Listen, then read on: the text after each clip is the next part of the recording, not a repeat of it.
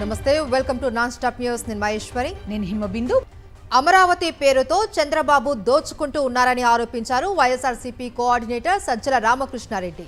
రాజధాని విషయంలో వైఎస్ఆర్సీపీకి స్పష్టమైన వైఖరి ఉంది అన్నారు. మచిలీపట్నం, విజయవాడ, గుంటూరు గ్రోత్ కారిడార్ అన్నారు. ప్లాన్ బి ద్వారా తక్కువ ఖర్చుతోనే రియల్ క్యాపిటల్ సాధ్యమన్నారు. వైఎస్ఆర్సీపీ ముఖ్య నేతలతో టెలికాన్ఫరెన్స్ నిర్వహించిన సజ్జల వైఎస్ జగన్ ఆలోచనలను గడప గడపకు తీసుకువెళ్లాలి అని సూచించారు. వైఎస్ జగన్మోహన్ రెడ్డి ప్రతిపాదించిన మావిగన్ అద్భుతమైన ఆలోచన అన్నారు మాజీ మంత్రి అంబటి రాంబాబు. అమరావతిలో 2 లక్షల కోట్లతో కేవలం మౌలిక సదుపాయాలు మాత్రమే వస్తాయన్నారు. కానీ మచిలీపట్నం, విజయవాడ, గుంటూరు ఒక డైనమిక్ పవర్ హౌస్ లాంటిదన్నారు. కేవలం 20,000 కోట్లతో మావిగన్ను అభివృద్ధి చేయొచ్చన్నారు. అమరావతి అనేది పూర్తయ్యేటటువంటి ప్రాజెక్ట్ కాదు. రాష్ట్రానికి అంత శక్తి లేదు. ఆ క్రమంలోనే జగన్మోహన్ రెడ్డి గారు మావిగన్ అనేటువంటి ఆలోచన తీసుకొచ్చారు. ఆల్రెడీ ఇన్ఫ్రాస్ట్రక్చర్ ఉంది, ఆల్రెడీ బిల్డింగ్స్ ఉన్నాయి, ఆల్రెడీ రోడ్లు ఉన్నాయి. కొత్తగా నిర్మించాల్సిన అవసరం లేదు. ఎక్స్టెండ్ చేసుకుంటూ వెళ్ళొచ్చు. కేవలం 20,000 కోట్లతో మాత్రమే మావిగన్ నిర్మాణాన్ని పూర్తి చేసేటటువంటి అవకాశం ఉన్నది. రాజధాని పేరుతో అప్పులు తెస్తున్న చంద్రబాబు ప్రజాధనాన్ని దోచుకుంటూ ఉన్నారని ఆరోపించారు వైఎస్ఆర్సీపీ రాష్ట్ర ప్రధాన కార్యదర్శి గడికోట శ్రీకాంత్ రెడ్డి. 5 కోట్ల ప్రజల కోసం ఏనాడు చంద్రబాబు ఆలోచించలేదు అని, ఆయన ఆలోచన ఎప్పుడు రాజధాని రియల్ ఎస్టేట్ పైనే ఉంది అన్నారు. 1,000 కోట్ల టెండర్లు కట్టబెట్టి ఇప్పటి వరకు అమరావతిలో ఏం కట్టారు అని ప్రశ్నించారు. 5 కోట్ల ప్రజల గురించి ఎప్పుడు ఆలోచన చేయలేదు. రియల్ ఎస్టేట్ కోసమో, అక్కడ బినామీలుగా మీరు కొన్నటువంటి ల్యాండ్స్ కోసమో మీరు ఆలోచన చేశారు. ఇంత అవినీతి ప్రభుత్వాన్ని ఎక్కడా చూడలేదు. భారతదేశంలో మామూలుగా బీహార్ అంటారు. బీహార్ కన్నా దారుణమైనటువంటి పరిస్థితులు ఇక్కడ ఉన్నాయి అని చెప్పి ఆ జపాన్కి సంబంధించిన సంస్థ బయటకు వచ్చి చెప్పారు. ఆ మాటలు మర్చిపోయాడు ఆయన. కొత్త నగరం నిర్మించాలంటే ఎంత సమయం పడుతుంది? ఈరోజు నీ మాటల్లోనే చెప్పావు కదా, నిరంతర ప్రక్రియ అని. రియల్ ఎస్టేట్ వ్యాపారం కాదని మీరు చేసేది? అమరావతి నిర్మాణం టైం లైన్ పై చంద్రబాబు చేతులెత్తేశారు. అమరావతి ఎప్పుడు పూర్తవుతుంది, ఎంత ఖర్చు అవుతుందో చెప్పడం లేదు. రాజధాని ఒక్క రోజులో పూర్తయ్యేది కాదని, అమరావతి నిర్మాణం నిరంతర ప్రక్రియ అని చెప్పుకొచ్చారు చంద్రబాబు. చేయబోయే లక్షల కోట్ల అప్పుల గురించి మాత్రం మాట ఎత్తలేదు. పైగా రాజధాని నిర్మాణ సమయంలో పన్నుల ద్వారా డబ్బులు వస్తాయని చెప్పుకొచ్చారు. బిఆర్ నాయుడు వెంటనే టీటీడీ చైర్మన్ పదవికి రాజీనామా చేయాలి అని మాజీ చైర్మన్ భూమన కరుణాకర్ రెడ్డి డిమాండ్ చేశారు. ఈ డిమాండ్ రాష్ట్రంలోని అన్ని వర్గాల నుంచి బలంగా వినిపిస్తుంది అన్నారు ఆయన. అందుకే బిఆర్ నాయుడు రాజీనామా కోరుతూ రేపు రాష్ట్రంలోని అన్ని ముఖ్య దేవాలయాలలో ప్రత్యేక పూజలు నిర్వహిస్తున్నట్లు భూమన తెలిపారు. బిఆర్ నాయుడు గారిని తొలగించాలని వైఎస్ఆర్ కాంగ్రెస్ పార్టీ చాలా రోజులుగా డిమాండ్ చేస్తున్నది. రేపు 175 నియోజకవర్గాలలో ముఖ్యమైనటువంటి దేవాలయాలలో, ఎంపిక చేసుకున్నటువంటి దేవాలయాలలో బిఆర్ నాయుడు గారి రాజీనామాను కోరుతూ ప్రత్యేకమైనటువంటి పూజలు చేయించవలసిందిగా మా పార్టీ అధిష్టానం అందరినీ ఆదేశించడం జరిగింది. మాజీ మంత్రి పేర్ని నాని కుటుంబంపై కూటమి ప్రభుత్వం కక్ష సాధిస్తోంది. కూల్చేసిన ఇంటిని పరిశీలించేందుకు వెళ్లిన పేర్ని నాని, పేర్ని కిట్టుపై అక్రమ కేసులు బనాయించారు. పోలీసు విధులకు ఆటంకం కలిగించారంటూ అక్రమ కేసు పెట్టారు. ఇనుకుదురు సిఐ పరమేశ్వర్ ఫిర్యాదు మేరకు పేర్ని కిట్టుపై చిలకలపూడి పిఎస్లో కేసు నమోదైంది. అలాగే పోలీసు అధికారుల సంఘం ఫిర్యాదు మేరకు పేర్ని నానిపై అక్రమ కేసు బనాయించింది ప్రభుత్వం. కొందరు పోలీసులు టీడీపీ నేతల్లా వ్యవహరిస్తున్నారంటూ మండిపడ్డారు మాజీ మంత్రి పేర్ని నాని. తమపై అక్రమ కేసులు పెట్టడంపై ఆగ్రహం వ్యక్తం చేశారు. తాము ఏనాడు అధికారులను ఏకవచనంతో మాట్లాడలేదు అన్నారు. తాను ఎవరిని పేరు పెట్టి బాడీ షేమింగ్ చేయలేదు అన్నారు పేర్ని నాని. తీసుకోండి, ఆల్రెడీ మా అబ్బాయి మీద కేసు కట్టారు. తెల్లారుజామున జైపాల్ గారు మీరిచ్చిన ఫిర్యాదుతో నా మీద తెల్లారుజామున 2ంటికి ఎప్పుడో కేసు కట్టారని చెప్తున్నారు. కట్టండి కాదండి. కేసులు కట్టి ఏంటి అక్రమ కేసులు ఎన్ని నిలబడతాయి? అక్రమ కేసులు నిలబడతాయా? పబ్లిసిటీ ఎవరిది? పబ్లిసిటీ కాదు సార్, ఎవరిది? జైపాల్ గారు పబ్లిసిటీ ఎవరిది? పబ్లిసిటీ అంటున్నా. మేము పబ్లిసిటీ కోసం రాజకీయ ఎదుగుదల నాది. ఇంకేం ఎదగనరు బాబు జైపాల్ గారు. నేను ఇంకేమేదన్నా ముఖ్యమంత్రిగా ఇంకెక్కడ అవుతాను? అవదు కదా. మాకు ముఖ్యమంత్రి జగనే.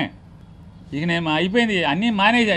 ఇప్పుడు ఏమి వద్దనే కదా, 3 సార్లు ఎమ్మెల్యే అయిపోయా, ఈ ఊరికి చేయాల్సింది చేసేసా, మంత్రి కూడా అయిపోయింది, ఇక చాలులే బాబు అని చెప్పని నేను మానుకున్నా. ఇంకా నేనేం ఎదుగుతాను, నా ఎదుగుదల, నా పబ్లిసిటీ, ఇంకేం పబ్లిసిటీ. తమ్మిరెడ్డిని పోలీసులే కిడ్నాప్ చేశారని ఆరోపించారు వైఎస్ఆర్సీపీ నేత చెవిరెడ్డి మోహిత్ రెడ్డి. నోటీసులు ఇవ్వకుండా పోలీసులు ఇలా చేయడం దారుణమన్నారు. టీడీపీ విధానాలతో జిల్లా ఎస్పీ పోలీసులు పనిచేస్తున్నారా అని ప్రశ్నించారు. ఈ కిడ్నాప్లో ఉన్న పోలీసులందరినీ చట్టం ముందు నిలబెడతామన్నారు మోహిత్ రెడ్డి. 60 ఏళ్ళు వయసున్న ఒక వ్యక్తిని మీరు ఆ విధంగా తీసుకొని పోయి మాకు సమాచారం ఇవ్వకుండా, మీకు నిజంగా ఒక వ్యక్తి ఏదైనా తప్పు చేస్తుంటే, లేదంటే సోషల్ మీడియా ఏదైనా పెట్టున్నా ఇంకోటున్నా మీకు రైట్ రావాలిగా, మీకు చట్టం మీకు చేతికి ఇచ్చింది, చట్టం మీకు అధికారం ఇచ్చింది. మీరు నోటీస్ ఇవ్వచ్చు, మీరు తీసుకొని పోయి విచారించవచ్చు, మీరు కావాలంటే కోర్టులో ప్రొడ్యూస్ చేయొచ్చు, అది మీకు అధికారం ఇది. అవన్నీ వదిలేసి 48 గంటలు వాళ్ళ కుటుంబం ఎంత శోభపడి ఉంటుందో, మీకు కూడా కుటుంబాలు ఉన్నాయి, ఒకసారి ఆలోచించండి. ఒకే పార్టీని టార్గెట్ చేస్తా దానికి కౌంటర్ ఇచ్చి మీరు తిట్లు తిట్టిన దానికి కౌంటర్ ఇచ్చిన వ్యక్తులందరినీ అరెస్టులు చేసుకుంటూ భయపెట్టే కార్యక్రమం చేస్తే భయపడే వాళ్ళు ఎవ్వరూ లేరని చెప్పి మళ్ళీ ఒక్కసారి ఇక్కడ పాత్రికేయ మిత్రుల ద్వారా తెలియజేస్తున్నా. తప్పకుండా ఈరోజు ఈ కిడ్నాప్కి పాల్పడిన ప్రతి ఒక్క పోలీస్ అధికారుల్ని చట్టం ముందు నిలబెట్టి వాళ్ళందరికీ శిక్ష పడేలాగా, అది 3 నెలలు కావచ్చు, 6 నెలలు కావచ్చు, సంవత్సరం కావచ్చు, హైకోర్టు కావచ్చు, సుప్రీంకోర్టు కావచ్చు, ఏ కోర్టులో అయినా తప్పకుండా నిలబెట్టి వాళ్ళకి శిక్ష పడేంత వరకు నేను, మా టీము, అదేవిధంగా వైఎస్ఆర్సీపీ కాంగ్రెస్ పార్టీ ప్రతి ఒక్కరూ కూడా పోరాడతామని తెలియజేస్తూ thank you. Railway Koduru Janasena MLA Arava Sridhar బాధితురాలు న్యాయ పోరాటానికి దిగారు. జనసేన నేతలు దాడికి పాల్పడడంపై పోలీసులకు ఫిర్యాదు చేశారు. తనకు న్యాయం చేయాలి అని కోరారు. బాధితురాలపైన దాడికి పాల్పడ్డ జనసేన నేత తాతంశెట్టి నాగేంద్ర, ఆయన అనుచరులపైన రైల్వే కోడూరు పోలీసులు కేసు నమోదు చేశారు. దాడి జరిగిన సమయంలో ఘటనా స్థలంలోని సీసీ ఫుటేజ్ను బయట పెట్టాలి అని డిమాండ్ చేస్తున్నారు ఎమ్మెల్యే అరవ శ్రీధర్ బాధితురాలు.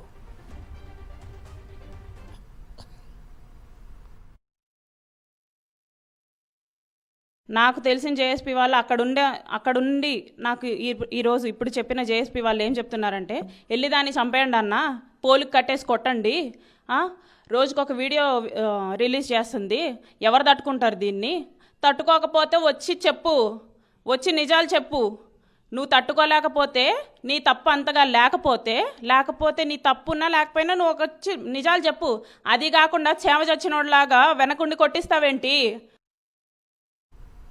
కూటమి పాలనలో ఆంధ్రప్రదేశ్ అత్యాచార ఆంధ్రప్రదేశ్గా మారిపోయిందన్నారు వైఎస్ఆర్సీపీ మహిళా విభాగం రాష్ట్ర అధ్యక్షురాలు వరదు కళ్యాణి. పల్నాడు జిల్లా మాచర్లలో ఓ మహిళ కాళ్లు చేతులు కట్టేసి అత్యాచారం చేస్తే కూటమి ప్రభుత్వం పట్టించుకోలేదని దుయ్యబట్టారు.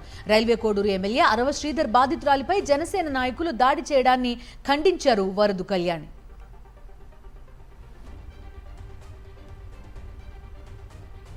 దళితుడిపై స్పీకర్ అయ్యన్న పాత్రుడు దురుసుగా ప్రవర్తించారు. మరిడిమాంబ జాతరలో దళితునిపైన చేయి చేసుకున్నారు. ఈ దృశ్యాలు సోషల్ మీడియాలో వైరల్ అవుతున్నాయి. స్పీకర్ అయ్యన్న పాత్రుడి తీరుపై విమర్శలు వెల్లువెత్తుతున్నాయి.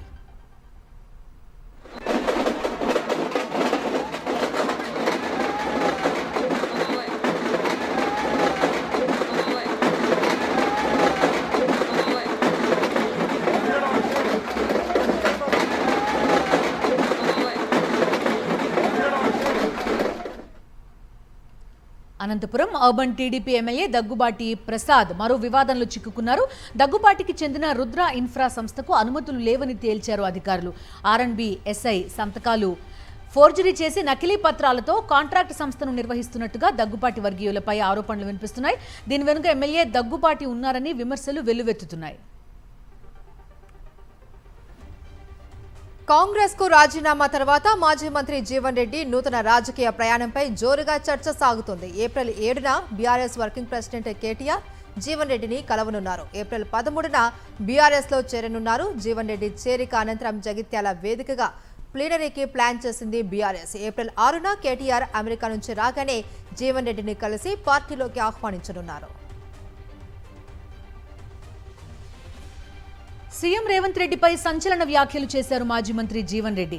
ఇచ్చిన హామీలు అమలు చేయని కారణంగా రేవంత్ రెడ్డి సర్కార్ పోవాలి అనే నినాదం రాష్ట్రంలో హోరెత్తుతోందన్నారు. కేసీఆర్ పోవాలి అన్న నినాదం వచ్చేందుకు 10 ఏళ్లు పడితే రేవంత్ రెడ్డి విషయంలో అది 2 ఏళ్లలోనే జరిగిందన్నారు. మనలో మార్పు రావాలి, కేసీఆర్ పోవాలి అనే నినాదంతో ముందు పోతే ఇవాళ ఏమొస్తుంది నినాదం, మార్పు రావాలి రేవంత్ రెడ్డి పోవాలనే కాడికి వచ్చి కేసీఆర్ పాలన పోవాలి అని ఆలోచన రావడానికి 10 ఏళ్ళు పట్టి, ఇవాళ రేవంత్ రెడ్డి గారి ఒక పాలన పోవాలని ఆలోచన రావడానికి 2 ఏళ్ళే సరి. ఎన్నికలు చేసినటువంటి ఒక వాగ్దానాలు నెరవేర్చులో ఏదైతుందో, మన ప్రజల ఆకాంక్షల మేరకు ఏదైతుందో నెరవేర్చలేకపోతున్నాం. కాబట్టి ఇంకో this is one of the example. వీళ్ళ కేవలం 2 సంవత్సరాల కాలంలో ఇటువంటి పరిస్థితి రావడం, మరి భవిష్యత్తు కాంగ్రెస్ పార్టీ మరి ఏ విధంగా ఉండబోతుందో ఎవరు ఊహించే పరిస్థితి లేదు అని చెప్పంటారు. కాంగ్రెస్ ప్రభుత్వంపై విరుచుకుపడ్డారు మాజీ మంత్రి హరీష్ రావు. 2.5 ఏళ్లలో ఎస్టీల కోసం కేవలం 50 కోట్లు మాత్రమే ఖర్చు చేసింది అన్నారు. ఫ్యూచర్ సిటీ, అందాల పోటీలు, ఫుట్బాల్ పోటీలకు ఉన్న డబ్బులు గిరిజనులకు కేటాయించేందుకు లేవా అని రేవంత్ రెడ్డిని ప్రశ్నించారు. ఫీజు రియంబర్స్మెంట్ కూడా ఇవ్వకుండా విద్యార్థుల జీవితాలతో చెలగాటమాడుతూ ఉన్నారని మండిపడ్డారు హరీష్ రావు. ఈ రోజు వరకు మా లంబాడీలకు కనీసం మంత్రి పదవి లేదు. ఎస్సీ ఎస్టీ డిక్లరేషన్ చేసిండ్రు. డిక్లరేషన్ ఘనం, ఆచరణ శూన్యం. 2.5 ఏళ్లలో మా ఎస్టీలకు 2730 కోట్లు బడ్జెట్లో పెట్టి ఖర్చు మాత్రం 50 కోట్లే పెట్టారు. ఫీజు రియంబర్స్మెంట్ డబ్బులు ఇవ్వకుండా పిల్లల్ని మోసం చేస్తున్నారు. ఇది మోసం కాదా రేవంత్ రెడ్డి? నీ ఫ్యూచర్ సిటీకి పైసలు ఉంటాయి, అందాల పోటీలకు పైసలు ఉంటాయి, క్యాంప్ ఆఫీస్ కట్టుకోవడానికి పైసలు ఉంటాయి, ఫుట్బాల్ షోకుల కోసం పైసలు ఉంటాయి. మా ఎస్టీ బిడ్డలకి ఇవ్వడానికి 1 రూపాయి ఇవ్వవా? ఆంధ్రాకు చెందిన కొందరు ధనిక రాజకీయ నేతలు తెలంగాణలో ఉంటూ తమపై ఇష్టం వచ్చినట్టుగా వ్యాఖ్యలు చేస్తున్నారని జడ్చర్ల ఎమ్మెల్యే అనిరుద్ రెడ్డి ఆరోపించారు. ఏపీకి చెందిన ఓ ఎంపీ హైదరాబాద్లో స్కూళ్లు నిర్వహిస్తూ తెలంగాణ ఆవిర్భావ దినోత్సవాన్ని బ్లాక్ డే అంటున్నారని అనిరుద్ విమర్శించారు. ఇలాంటి వ్యాఖ్యలు చేస్తే మరోసారి ఉద్యమం చేయాల్సిన రోజొస్తుందని హెచ్చరించారు. కేబీఆర్ పార్క్ చుట్టూ ఉన్న ట్రాఫిక్ ను కంట్రోల్ చేసేందుకు ప్రభుత్వం స్టీల్ బ్రిడ్జ్, అండర్ పాస్లను నిర్మిస్తోంది. బ్రిడ్జ్ పనుల వల్ల వాహనదారులు ఇబ్బందులకు గురి కాకుండా ట్రాఫిక్ ను మళ్లిస్తున్నారు పోలీసులు. ఆదివారం రోజు పైలట్ ప్రాజెక్టుగా ఓ ట్రాఫిక్ ట్రయల్ చేపడుతున్నట్లు తెలిపారు Hyderabad joint CP Joel Davis. Hyderabad క్వాక్ పబ్లో ఈగిల్ టీం చేసిన తనిఖీల్లో 8 మంది డ్రగ్స్ పాజిటివ్ వచ్చింది. డ్రగ్స్ టెస్ట్లో పాజిటివ్ వచ్చిన వారిలో ఐఏఎస్ అధికారి కొడుకు ఆకేళ్ల హరీత్ సారంగా పట్టుబడ్డారు. 8 మందిని అదుపులోకి తీసుకున్నారు. హైదరాబాద్ లో మరోసారి డ్రగ్ పట్టుబడింది. ముంబై నుంచి హైదరాబాద్ కు డ్రగ్స్ ను తీసుకొచ్చిన నైజీరియా మహిళను పోలీసులు అదుపులోకి తీసుకున్నారు. నిందితురాల నుంచి 2,35,000 విలువైన 7.5 గ్రాముల కొకైన్ ను పోలీసులు స్వాధీనం చేసుకున్నారు. ముంబై నుంచి డ్రగ్స్ తీసుకొస్తుంది అని పక్కా సమాచారంతో నైజీరియా మహిళను పట్టుకున్నారు. హైదరాబాద్లో వంట గ్యాస్ కష్టాలు ఇంకా తీరడం లేదు. గ్యాస్ ఏజెన్సీల ముందు వినియోగదారులు పడిగాపులు పడుతున్నారు. గంటల కొద్దీ ఎదురు చూసినా గ్యాస్ ఇవ్వడం లేదంటున్నారు వినియోగదారులు. బుక్ చేసి నెల దాటినా ఓటీపీ కూడా వచ్చినా గ్యాస్ ఇవ్వడం లేదంటున్నారు. షేక్పేట్లో అయితే మాధవి గ్యాస్ ఏజెన్సీ నిర్వాహకులు ఏకంగా గేట్లకు తాళాలు వేసి వినియోగదారుల్ని రోడ్డుపైనే ఉంచేశారు. ఓటీపీలు తీసుకుంటున్న నిర్వాహకులు గ్యాస్ని బ్లాక్లో అమ్ముకుంటున్నారని వినియోగదారులు ఆరోపిస్తున్నారు.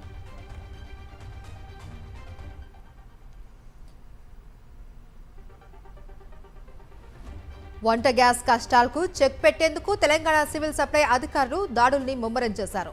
ఎల్పీజీ సిలిండర్ల అక్రమ సరఫరాపై నిఘా పెంచారు. ఇప్పటి వరకు 3,699 డొమెస్టిక్ సిలిండర్లతో పాటు 70 మినీ సిలిండర్లను సీజ్ చేశారు. 1,275 కేసులు నమోదు చేసినట్లు సివిల్ సప్లై అధికారులు తెలిపారు. స్వాధీనం చేసుకున్న ఆస్తుల విలువ 1,10,00,000 ఉంటుందని ఓ రిపోర్టు విడుదల చేసిన సివిల్ సప్లై శాఖ అధికారులు ధృవీకరించారు. అనకాపల్లి జిల్లాలో ఒక టీడీపీ నేత రెచ్చిపోయారు. మహిళపై బూతు పురాణం అందుకున్నారు. ఎస్ రాయవరం మండలం గెడ్డపాలెం గ్రామంలో భూ విషయంలో 2 వర్గాల మధ్య తగాదా జరిగింది. ఈ క్రమంలో మహిళను నోటికొచ్చినట్టు దూషించాడు టీడీపీ నేత తన్నీరు సతీష్. టీడీపీ నేత బరి తెగించిన తీరు అక్కడే ఉన్న కొంతమంది సెల్ ఫోన్లో చిత్రీకరించారు. ఆమె ఓ సర్పంచ్. ఆ ఊరికి ఆమె ప్రథమ పౌరురాలు. ప్రజలంతా కలిసి ఓట్లేసి మరీ ఆమెను సర్పంచ్గా గెలిపించుకున్నారు. ఊరి ప్రజలందరి బాగోగులు చూడవలసిన ఆమె పురుగుల మందు తాగి ఆత్మహత్యకు పాల్పడింది. నిర్మల్ జిల్లా కడెం మండలం మాసాయిపేట గ్రామ సర్పంచ్ దుర్గం లహరిక ఆత్మహత్య చేసుకోవడం అందరినీ కలిచివేసింది. సర్పంచ్ లహరిక ఎందుకు ఆత్మహత్య చేసుకున్నారు అన్న దానిపైన పోలీసులు విచారణ చేపట్టారు. పార్వతీపురం మన్యం జిల్లాలో రహదారి సౌకర్యం లేక మృతదేహాన్ని డోలీలో తీసుకెళ్లిన ఘటన అందరినీ కలిచివేసింది. దాదాపు 2 కిలోమీటర్ల మేర మృతదేహాన్ని డోలీలో మోసుకెళ్లారు. ఈ ఘటన పార్వతీపురం మన్యం జిల్లా జియ్యమ్మ వలస మండలం చాపరాయిగూడలో జరిగింది. తెలంగాణ అమర్నాథ్ యాత్రగా విరాజిల్లుతున్న సలేశ్వరం జనసంద్రంగా మారింది. లింగమయ్య దర్శనానికి భక్తులు పోటెత్తారు. మండు టెండలు, రాళ్లు, రప్పలు, చెట్లు, చేబల్ని లెక్క చేయకుండా చేతిలో ఊతకర్ర సాయంతో సాహస యాత్ర చేశారు భక్తులు. లింగమయ్యను దర్శించుకునేందుకు వేలాదిగా భక్తులు తరలివచ్చారు. సలేశ్వరం జాతరతో శ్రీశైల ప్రధాన రహదారి వైపు మనసూర్ ప్రాంతం కిక్కిరిసిపోయింది. ఆకాశమంత ఎత్తులో ఉన్న కొండలపై భక్తులు పాదయాత్ర చేస్తూ పరవశించిపోయారు. లింగమయ్య దర్శనం కోసం తెలుగు రాష్ట్రాలతో పాటు కర్ణాటక, మహారాష్ట్ర నుండి కూడా భక్తులు భారీగా తరలివచ్చారు.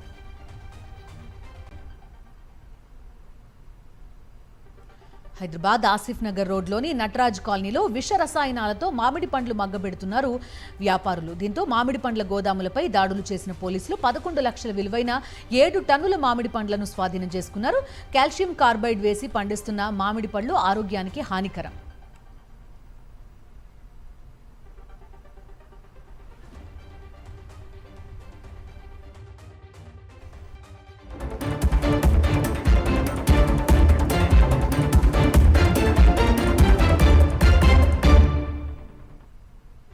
జాతీయ వార్తలు చూద్దాం. ఏపీ పునర్విభజన చట్ట సవరణ బిల్లుపై రాజ్యసభలో జరిగిన చర్చలో వైఎస్ఆర్సీపీకి తక్కువ సమయం కేటాయించడంపై పార్టీ ఎంపీలు అసంతృప్తి వ్యక్తం చేశారు. ఈ మేరకు ఉపరాష్ట్రపతి సిపి రాధాకృష్ణన్కు ఫిర్యాదు చేశారు. ఎంపీలు వైవి సుబ్బారెడ్డి, మిథున్ రెడ్డి, గురుమూర్తి, అయోధ్యరామిరెడ్డి, గొల్ల బాబురావు ఉపరాష్ట్రపతిని కలిశారు. 7 ఎంపీలున్న వైఎస్ఆర్ కాంగ్రెస్ పార్టీకి 5 నిమిషాలే సమయం కేటాయించారు. అదే సమయంలో 2 సభ్యులున్న టీడీపీకి మాత్రం ఏకంగా 20 నిమిషాలు టైం ఇచ్చారు. ఈ విషయాన్ని ఉపరాష్ట్రపతి, రాజ్యసభ చైర్మన్ రాధాకృష్ణన్ దృష్టికి తీసుకెళ్లారు వైఎస్ఆర్సీపీ ఎంపీలు.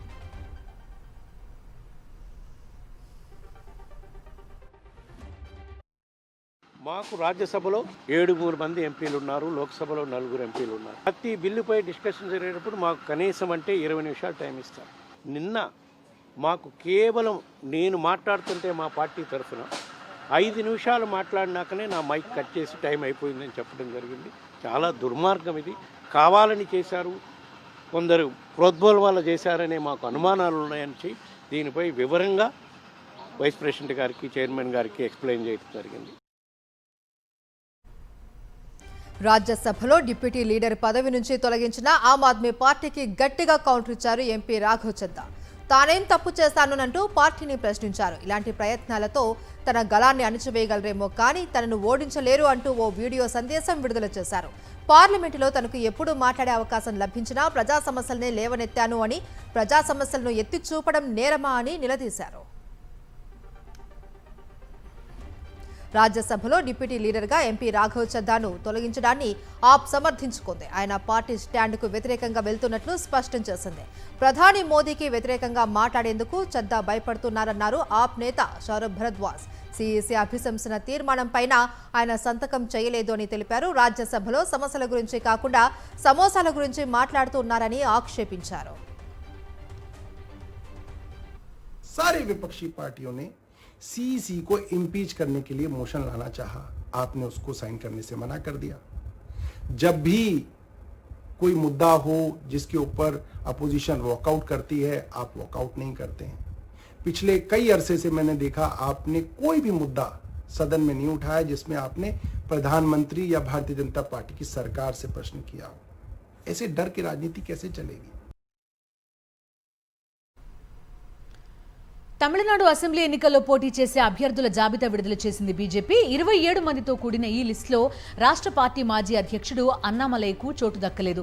కోయంబత్తూర్ నార్త్ నుంచి ఆయన పోటీ చేయాలని భావించగా ఆ స్థానాన్ని ఎమ్మెల్యే వనతి శ్రీనివాసన్కు కేటాయించింది బీజేపీ హైకమాండ్. మరోవైపు కేంద్ర మంత్రి ఎల్ మురుగన్తో పాటుగా తమిళిసై సౌందరరాజన్ అసెంబ్లీ బరిలోకి దిగారు. ఎల్ మురుగన్ అవనాసి నుంచి, తమిళిసై మైలాపూర్ నుంచి పోటీ చేయనున్నారు. అన్నాడీఎంకేతో కూటమిలో భాగంగా తమిళనాట 27 స్థానాల్లో పోటీ చేస్తోంది బీజేపీ. తమిళనాడు అసెంబ్లీ ఎన్నికల్లో తొలిసారి బరిలోకి దిగిన టీవీకే అధినేత దళపతి విజయ్ చిక్కుల్లో పడ్డారు. ఆయన దాఖలు చేసిన ఎలక్షన్ అఫిడవిట్స్ గందరగోళానికి కారణమయ్యాయి. 2 అఫిడవిట్స్లో వేర్వేరు సమాచారం ఇవ్వడం చర్చనీయాంశమైంది. పెరంబూర్లో సమర్పించిన అఫిడవిట్లో తనపై ఎలాంటి క్రిమినల్ కేసులు లేవని విజయ్ పేర్కొన్నారు. నిన్న తిరుచి ఈస్ట్లో దాఖలు చేసిన ఎన్నికల అఫిడవిట్లో మాత్రం ఒక కేసు ఉందని పేర్కొన్నారు. దీంతో విజయ్ పెరంబూర్ అఫిడవిట్లో తప్పుడు సమాచారం ఇచ్చినట్టయింది. ఇక్కడ ఆయన మరోసారి ఎన్నికల అఫిడవిట్ దాఖలు చేయాల్సి ఉంది.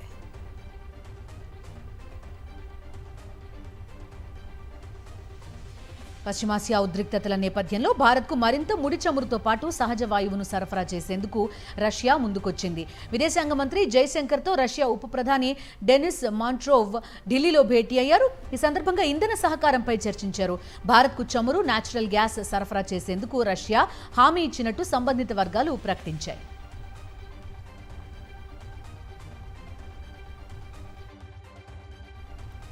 ప్రపంచ వాణిజ్యంపై తీవ్ర ప్రభావం చూపుతున్న హార్మోజ్ జలసంధి మూసివేత అంశంపై ప్రపంచ దేశాలు దృష్టి సారించాయి. దాన్ని తెరిపించేందుకు బ్రిటన్ నాయకత్వంలో దాదాపు 60 దేశాలు చర్చలు జరిపాయి. ఇందులో భారత్ తరపున విదేశాంగ శాఖ కార్యదర్శి విక్రమ్ మిశ్రీ పాల్గొన్నారు. దౌత్య చర్చల ద్వారా సమస్య పరిష్కారానికి కృషి చేయాలి అనేదే భారత విధానమని స్పష్టం చేశారు. అంతర్జాతీయ జలాలలో స్వేచ్ఛ, సురక్షితమైన రవాణా ప్రాధాన్యతను నొక్కి చెప్పారు.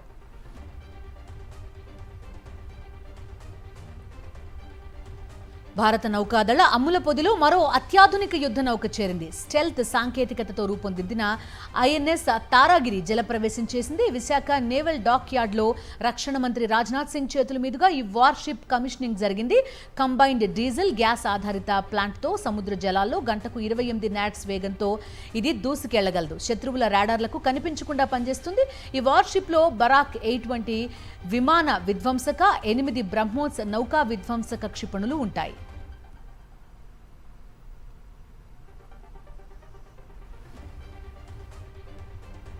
భారత సముద్ర భద్రత మరింత బలోపేతం కానుంది.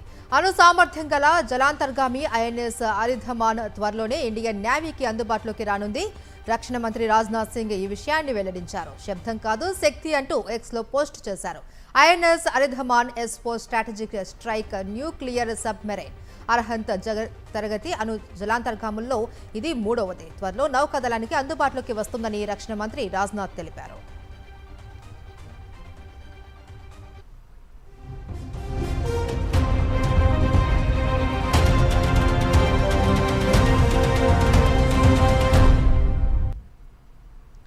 అంతర్జాతీయ వార్తలు చూద్దాం. పశ్చిమాసియాలో యుద్ధం మరింత రాజుకుంటోంది. ఇరాన్, అమెరికా మధ్య దాడులు, ప్రతిదాడులు ఆగట్లేదు. తాజాగా యుఎస్కి చెందిన మరో F-35 ఫైటర్ జెట్ని కూల్చేసినట్టుగా IRGC ప్రకటించింది. సెంట్రల్ ఇరాన్ గగనతలంలో ఈ యుద్ధ విమానాన్ని కూల్చేసినట్టుగా పేర్కొంది. దీనికి సంబంధించి ఒక వీడియో కూడా బయటకొచ్చింది. F-35 పైలట్ బతికే అవకాశం చాలా తక్కువగా ఉందని పేర్కొంది ఇరాన్ సైన్యం. అయితే దీనిపై అమెరికా సెంట్రల్ కమాండ్ నుంచి ఎలాంటి స్పష్టత రాలేదు. యుద్ధంలో అమెరికా F-35ని ఇరాన్ కూల్చేయడం ఇది రెండోసారి.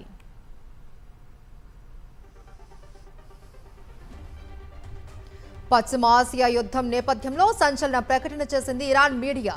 అమెరికాకు చెందిన F-15E ఫైటర్ జెట్ను కూల్చివేసినట్లు తెలిపింది. 2 అమెరికన్ పైలట్లను అదుపులోకి తీసుకున్నట్లు ఇరాన్ రెవల్యూషనరీ గార్డ్స్ కార్ప్ ప్రకటించింది. మరోవైపు పైలట్ల ఆచూకీ కోసం అమెరికా సెర్చ్ పార్టీలను పంపించింది. దీంతో ఇరాన్ గగనతలంపై అమెరికా అపాచీ హెలికాప్టర్లు చక్కర్లు కొడుతున్నాయి. ఈ హెలికాప్టర్లను కూడా ఇరాన్ టార్గెట్ చేసినట్లు వార్తలు వస్తున్నాయి. మరోవైపు అమెరికాకు చెందిన ఓ రీఫ్యూలింగ్ ఫ్లైట్ కూడా మిస్ అయినట్లు అంతర్జాతీయ మీడియాలో కథనాలు వస్తున్నాయి.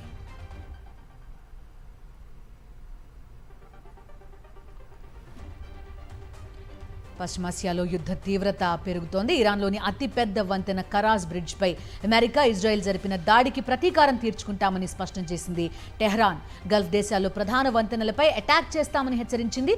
ఈ మేరకు టెహ్రాన్ టార్గెట్లో ఉన్న బ్రిడ్జ్ల జాబితాను అక్కడి అధికారిక మీడియా బయటపెట్టింది.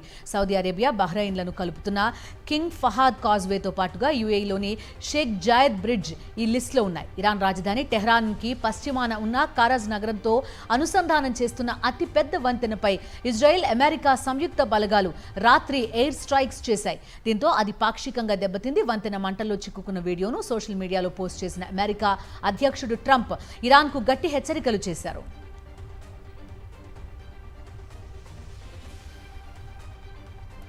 హార్మోజ్ జలసంధిని త్వరలోనే తెరిపిస్తాము అని ప్రకటించారు అమెరికా అధ్యక్షుడు డొనాల్డ్ ట్రంప్.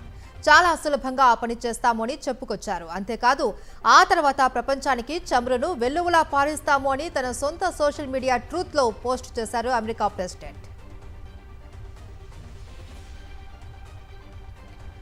పశ్చిమాసియాలో యుద్ధం వేళ తన యంత్రాంగంలోని కీలక అధికారులకు వరుసగా ఉద్వాసన పలుకుతున్నారు ట్రంప్. ఇప్పటికే attorney general Pam Bondi, army chief Randy George పై వేటు వేశారు. తాజాగా FBI director Kash Patel, national intelligence chief Tulsi Gabbard సహా army secretary Daniel Driscoll, labour secretary Lori Chavez తదితరులు పదవులు సందిగ్ధంలో ఉన్నట్టుగా యుఎస్ మీడియా పేర్కొంది. కాష్, తులసి తొలగింపు గురించి వైట్ హౌస్ లో చర్చ జరిగినట్టుగా సమాచారం. FBI డైరెక్టర్ కాష్ పటేల్ వ్యక్తిగత ఫోటోలను ఇరాన్ హ్యాకింగ్ గ్రూప్ ఇటీవల బయటపెట్టింది. దీంతో కష్ తీరుపై ట్రంప్ ఆగ్రహంతో ఉన్నట్టుగా వార్తలు వస్తున్నాయి. అటు తులసి గబార్డ్, డిప్యూటీ జో కెంట్ ఇప్పటికే రాజీనామా చేశారు.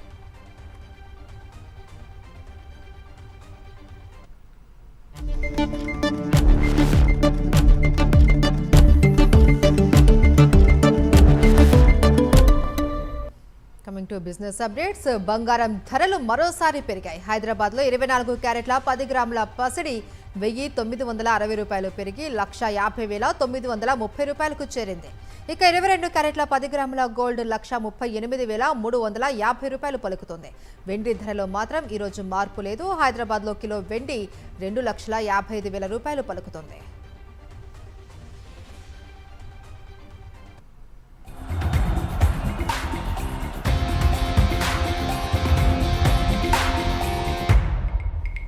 Coming to sports details. ఐపీఎల్లో భాగంగా చెన్నై వేదికగా పంజాబ్తో జరిగిన మ్యాచ్లో చెన్నై సూపర్ కింగ్స్ భారీ స్కోర్ చేసింది. ఆయుష్ మాత్రే అర్ధ సెంచరీతో చెలరేగిపోయాడు. 43 బంతుల్లో 73 పరుగులు చేసి జట్టును ఆదుకున్నాడు. చివరిలో సర్ఫరాజ్ ఖాన్, శివం దుబే మెరుపులు మెరిపించడంతో చెన్నై భారీ స్కోర్ నమోదు చేసింది.